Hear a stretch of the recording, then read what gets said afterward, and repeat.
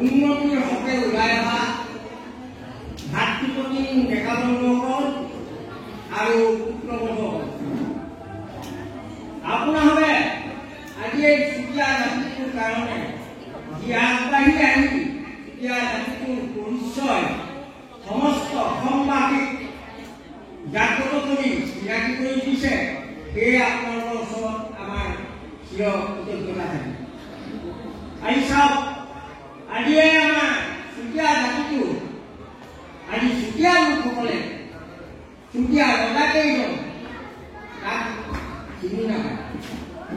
আজি বিৰাজনা সত্য সাধনী দেউতাক কোন আছিল,